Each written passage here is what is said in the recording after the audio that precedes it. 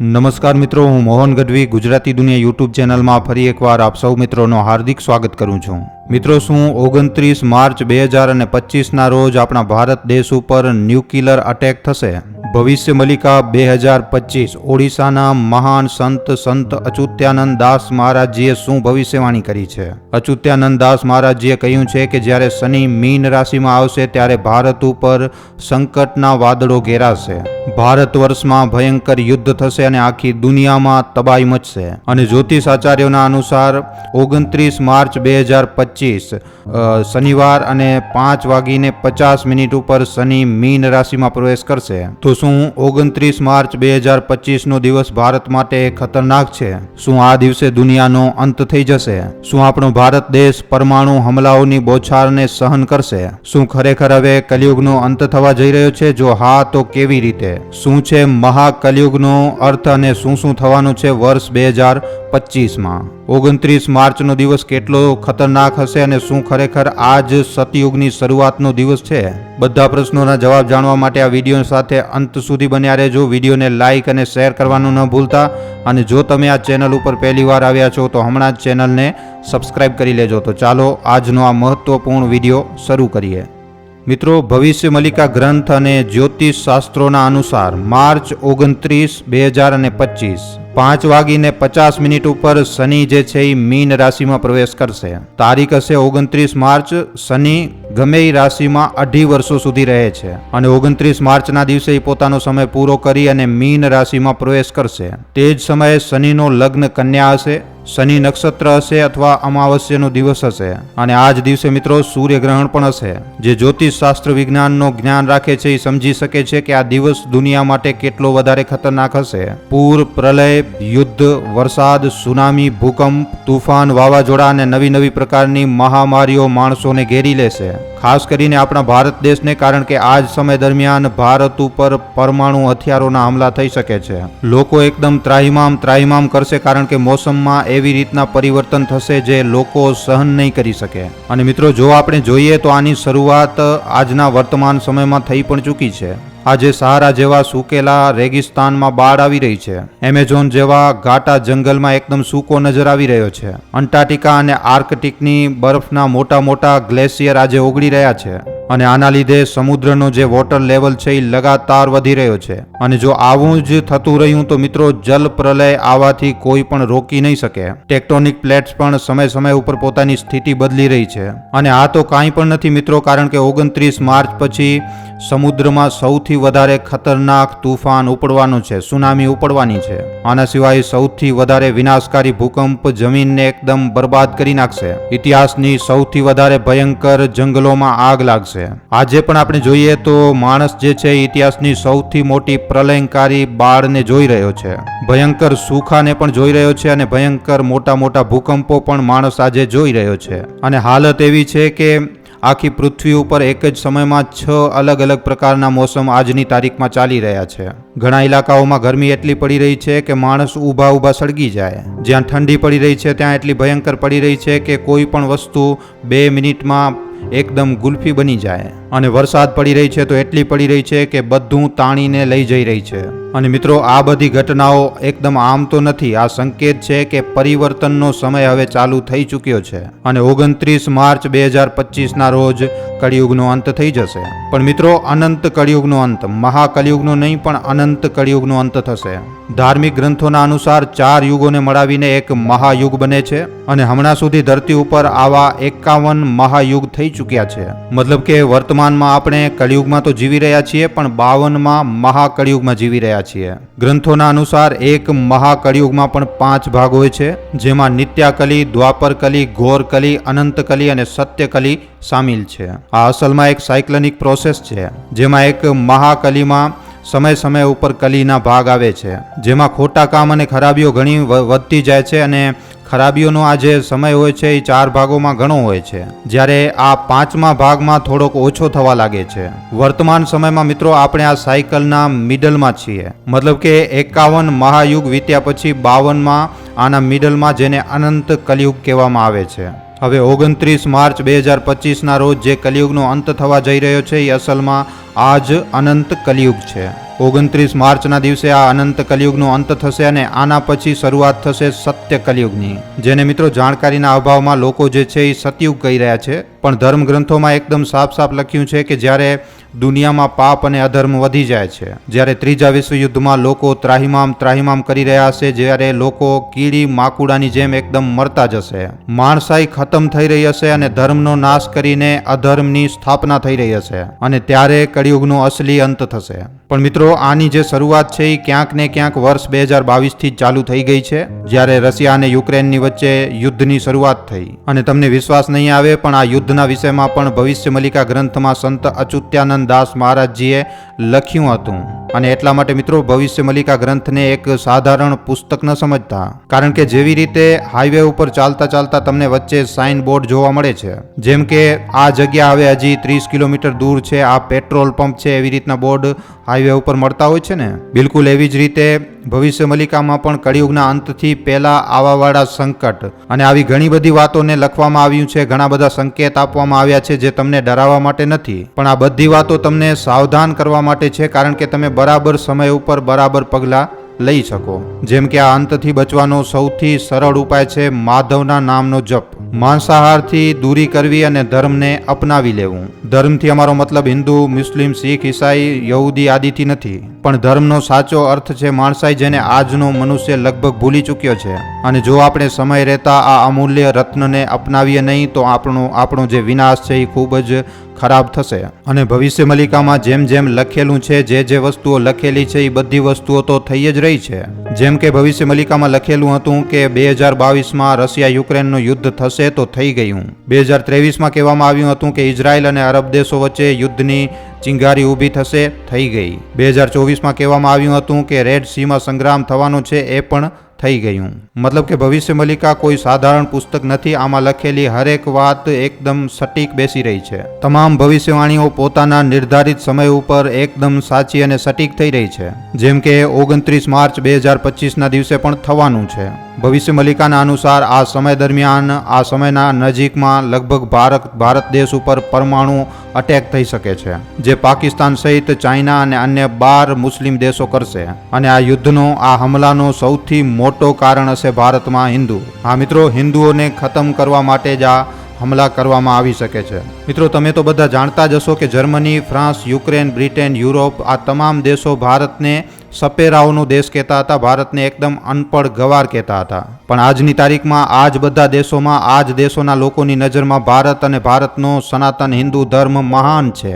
આજે યુરોપના વધારે પૂરતા દેશ ભારત સાથે વ્યાપારિક સંબંધ રાખીને બેઠા છે અને ભારત સાથે પોતાના સંબંધને મજબૂત કરવા માટે પોતાનામાં પણ લડી રહ્યા છે. યુરોપના તમામ સંગઠનો આજે ભારતને એકદમ સન્માનની નજરોથી જુએ છે. ભારતીયોને અને સનાતન હિન્દુ ધર્મને આજે દુનિયાના ખૂણામાં સન્માન આપવામાં આવી રહ્યું છે. આજે હરેક જીઓ પોલિટિકલ સંગઠન ભારતને સન્માન આપી રહ્યો છે અને આવનારા સમયમાં આપણા ભારત દેશને જ વિશ્વગુરુના રૂપમાં પણ જોવામાં આવી રહ્યું છે. ત્યાં જ દેશની અંદર ફેલાયેલી ખરાબીઓ અને હિન્દુના વિરોધમાં વિચારધારા રાખવાવાળી પાર્ટીઓનો પણ ધીરે ધીરે અંત આવી રહ્યો છે. કેરળ જે લિટરેસી રેટના મામલામાં સૌથી વધારે ઉપર હતો, કોંગ્રેસના ચાલતા એનો બંટાધાર થઈ ગયો. હિમાચલ જ્યાં કોંગ્રેસનું શાસન છે ત્યાં અર્થવ્યવસ્થા ખૂબ જ ખરાબ રીતે ધ્વસ્ત થઈ ગઈ છે. આજની તારીખમાં કોંગ્રેસનો પતન હરેક રાજ્યમાંથી થઈ રહ્યું છે અને જોતા જોતા આઝાદી પછી સત્તામાં પોતાની જે જડો છે એ મજબૂત બનાવી રાખેલી કોંગ્રેસનું આજે પતન થઈ રહ્યો છે.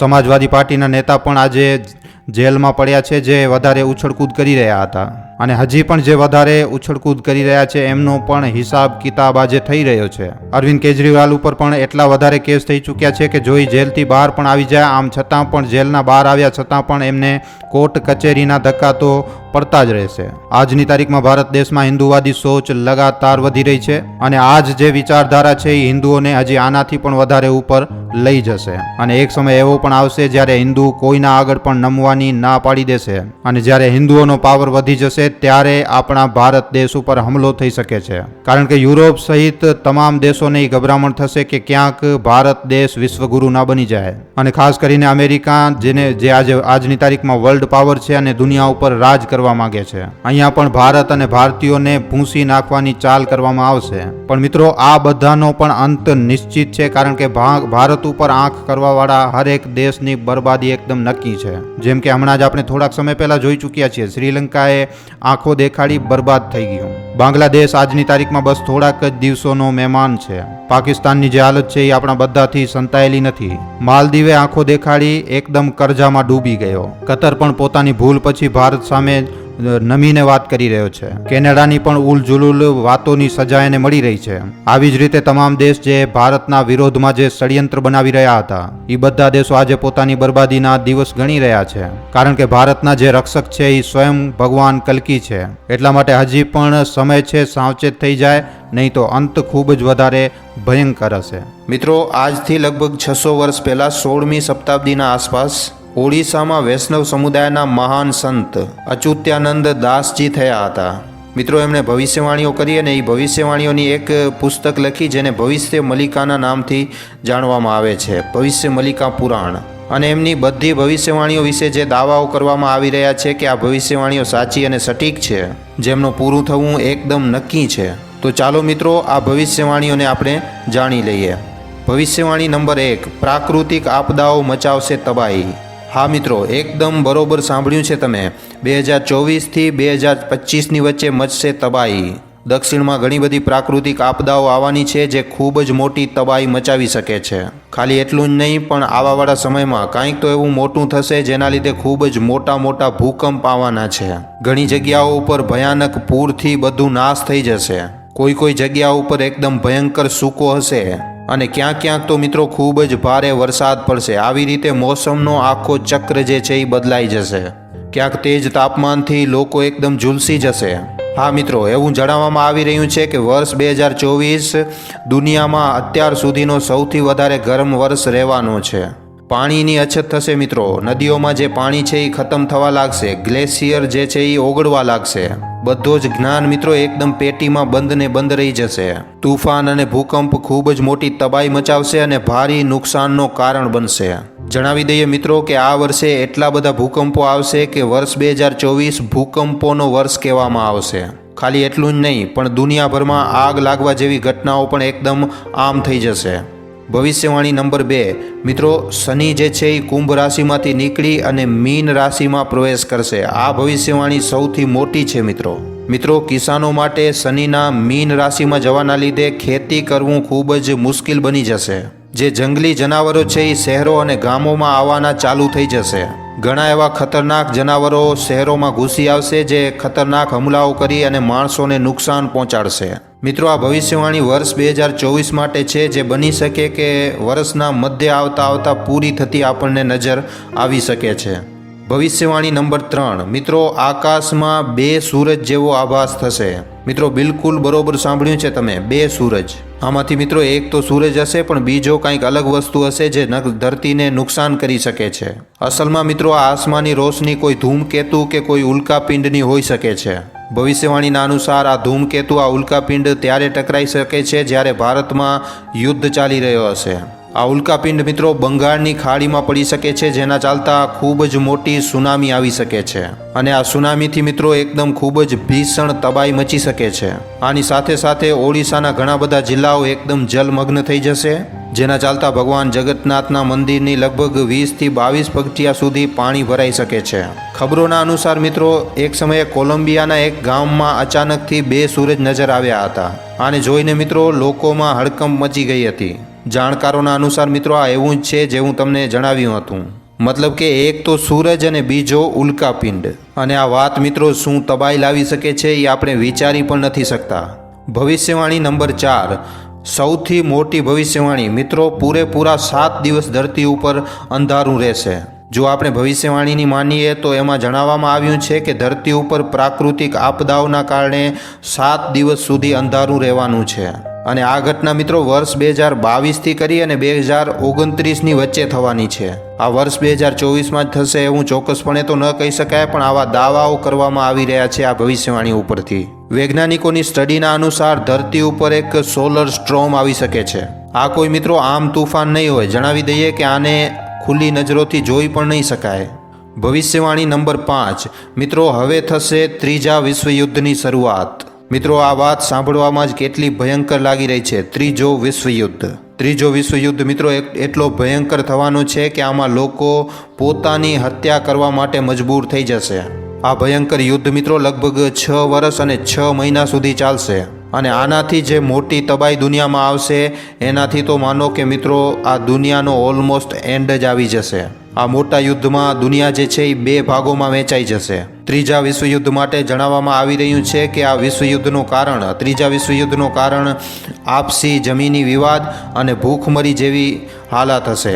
ત્રીજા વિશ્વયુદ્ધની બીજી સૌથી ભયંકર વાત તો એ છે કે મિત્રો આ યુદ્ધમાં પરમાણુ હથિયારોનો વપરાશ કરવામાં આવી શકે છે, જેના ચાલતા ધરતી ઉપરથી વધારેમાં વધારે લોકોની મૃત્યુ થશે અને થોડાક અમુક જ લોકો જીવિત બચી શકશે. મિત્રો, આવી રીતે આ ત્રીજો વિશ્વયુદ્ધ આખી દુનિયા માટે ખૂબ જ ખતરનાક સાબિત થઈ શકે છે.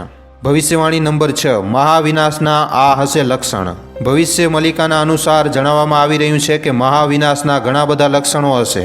જેમ કે જણાવવામાં આવે છે કે કિસાન જે છે એ ખેતી કરવાનો બંધ કરી દેશે, તો જંગલી જાનવરો જે છે એ ગામોમાં માણસો ઉપર હુમલા કરવા લાગશે. આવી રીતના કંઈક લક્ષણ મિત્રો મહાવિનાશની શરૂઆતના હશે. ઘણા બધા લોકો આ વાતને જાણતા હશે મિત્રો કે ભૂકંપ કે કોઈ પછી એનાથી પણ મોટી પ્રાકૃતિક આપદા ધરતી ઉપર આવવાની હોય છે, તો સૌથી પહેલાં મિત્રો જે જનાવરો હોય છે એને આ ઘટનાનો આભાસ થઈ જાય છે. બિલકુલ કંઈક એવો જ હશે. જ્યારે કોઈ ઘટના ઘટવાની હશે તો જનાવરો ગામો અને શહેરો બાજુ ભાગવાનું ચાલુ કરશે અને એમના હુમલાઓથી ઘણા બધા માણસોના જીવ જઈ શકે છે. ખાલી એટલું જ નહીં, સૂરજનો તાપમાન પણ બદલી જશે અને દુનિયાભરમાં ભીષણ ગરમી ફેલી જશે. ત્યાં જ સાયક્લોનની હવાઓ લગાતાર તબાહી મચાવશે. આના સિવાય આનો સૌથી મોટો જે લક્ષણ જણાવવામાં આવી રહ્યું છે કે ભગવાન જગન્નાથનું અપમાન થશે અને મંદિરનો ઝંડો પણ મિત્રો ઘણીવાર નીચે પડી જશે. ખાલી એટલું જ નહીં, મંદિરની ઉપર જે કપડો છે એમાં પણ આગ લાગી શકે છે. અને અહીંયાથી મિત્રો શરૂઆત થશે મહામારીની. લોકોને અલગ અલગ રીતની બીમારીઓ થવાની ચાલુ થઈ જશે, જેને ડોક્ટરો પણ નહીં સમજી શકે. અને અહીંયાથી ચાલુ થશે મિત્રો એક એક કરીને મોતના મંજરનો સિલસિલો. લોકો અંતિમ સંસ્કાર કરતા થાકી જશે અને એટલા સુધી કે ઘણી બધી લાશો તો મિત્રો ઘરમાં જ રહી જશે, એમને અંતિમ સંસ્કાર પણ નહીં થાય એમનો. આખી દુનિયામાં લોકોની પરેશાની જે છે એ ખૂબ જ વધી જશે. ડોક્ટરોની દવાઈઓ પણ કામ નહીં આવે, ઉલટો દવાઈઓથી જે છે નવી બીમારીઓ થવા લાગશે. ભવિષ્યવાણી નંબર 7 ચાઇના કરશે ભારત ઉપર હુમલો. હા મિત્રો, ચીનની સાથે ઊભા રહેશે લગભગ 13 મુસ્લિમ દેશો. આ બધા દેશોની સાથે ચીન જે છે એ ભારત દેશ ઉપર હુમલો કરશે. ભવિષ્ય મલિકા અનુસાર જણાવવામાં આવી રહ્યું છે કે જ્યારે શનિ મીન રાશિમાં આવશે ત્યારથી મહાવિનાશ થવાનો ચાલુ થઈ જશે. મતલબ કે ત્રીજો વિશ્વયુદ્ધ. અને આ જ સમયે ભારત આ ખૂબ જ મોટા યુદ્ધમાં સામેલ થશે મિત્રો. ચીન ખૂબ જ ખતરનાક પ્લાનિંગ કરશે, જેના પછી પાકિસ્તાનની સાથે બાકી 12 મુસ્લિમ દેશોને ભારતના ખિલાફ કરી નાખશે અને બધા ભેગા મળીને ભારત દેશ ઉપર હુમલો કરશે. જણાવવામાં આવ્યું છે કે લગભગ 13 મહિના સુધી આ વિનાશકારી યુદ્ધને ભારત લડશે અને એના પછી મિત્રો ચીનની સાથે બીજા 13 મુસ્લિમ દેશોને એક મોટી સફળતા મળશે અને આ યુદ્ધમાં મિત્રો ભારત પોતાની ભૂમિનો એક મોટો હિસ્સો ગુમાવી દેશે. ખાલી એટલું જ નહીં, યુદ્ધના સમયે ભારતના ઘણા બધા શહેરો પરમાણુ હુમલાઓનો નુકસાન પણ સહન કરશે. પણ મિત્રો આટલું જ્યારે થઈ જશે એના પછી ભારત જે છે એ પોતાના શક્તિશાળી પરમાણુ હથિયાર સાથે દુશ્મન ઉપર આક્રમણ કરશે અને ભારતના હુમલા પછી દુશ્મન દેશોમાં ડરનો માહોલ બનશે અને એકબીજાના ભરોસા ઉપર ચાલવાના ભરોસે તે આ યુદ્ધને હારી જશે. ભારત યુદ્ધ જીતી જશે અને મુસ્લિમ દેશો જે છે એ પોતાની ઓળખાણ ગુમાવી દેશે.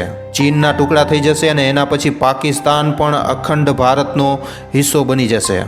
ભવિષ્યવાણી નંબર 8 અખંડ ભારતની સાથે થશે યુગ પરિવર્તન. ત્રીજો વિશ્વયુદ્ધ મિત્રો આ દુનિયામાં એક ખૂબ જ મોટી કયામત લાવશે, જેના પછી દેશોની સીમાઓ બદલી જશે. યુદ્ધ ખતમ થયા પછી આખી દુનિયામાં લગભગ ખાલી 111 દેશો જ બાકી બચશે અને આખી દુનિયાની ટોટલ પોપ્યુલેશન ખાલી 60 કરોડ સુધીની રહી જશે. બાકી બચેલા જે લોકો હશે એ મિત્રો સનાતન ધર્મને અપનાવી લેશે. મિત્રો તમને જણાવી દઈએ કે આપણો ભારત દેશ જ બાકી બધા દેશોને નવા યુગમાં લઈને આવશે. આખી શાસન વ્યવસ્થા અને લોકતંત્ર બધું જ ઉત્તમ હશે અને આવી રીતે પછી આખી દુનિયામાં ખાલી એક જ ધર્મ હશે, સનાતન ધર્મ.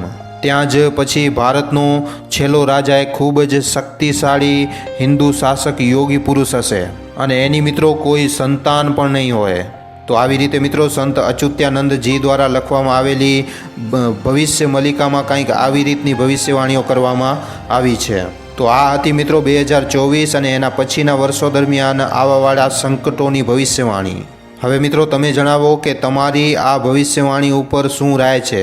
મિત્રો તમારા વિચાર નીચે કમેન્ટ સેક્શનમાં લખીને જરૂર જણાવજો.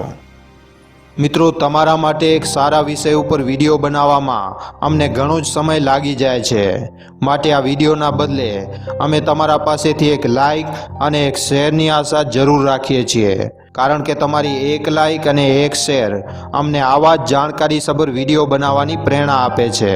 માટે જો આ વિડીયો તમને પસંદ આવ્યો હોય તો આ વિડીયોને લાઇક કરીને તમારા મિત્રો અને પરિજનો સાથે શેર કરવા ખાસ વિનંતી. અને જો તમે અમારા ગુજરાતી દુનિયા નામના યુટ્યુબ ચેનલ ઉપર પહેલીવાર આવ્યા છો તો હમણાં જ આ ચેનલને સબસ્ક્રાઈબ કરી લેજો. સબસ્ક્રાઈબ કર્યા બાદ બાજુમાં જે બેલ આઇકન જે ઘંટડીનું નિશાન આવે એને દબાવી નાખજો, જેનાથી અમારા દરેક વિડીયોની જાણકારી તમને નોટિફિકેશનના માધ્યમથી મળતી રહે. આખો વિડીયો જોવા બદલ આભાર. હવે આપણે મળીશું એક આવા જ નવા જાણકારીસભર વિડીયોમાં. ધન્યવાદ.